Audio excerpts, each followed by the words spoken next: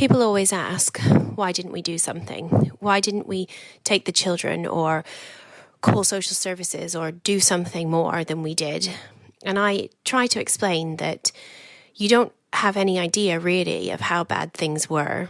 And one indication that we maybe should have understood better or been able to do more about was my sister was attacked by her husband, and she was so frightened that she ran out of her house with no shoes on, carrying her baby, to the local shop, where the local shopkeeper called the police and kept her hidden in the back room. As soon as this happened, she called me and I drove straight to her. I lived about 2.5 hours drive away.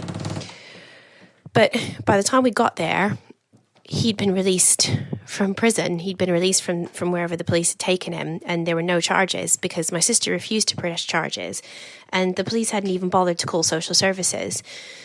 By the time we got there, she was denying that there was any problem at all or that anything had really happened. She just said that she got a bit upset.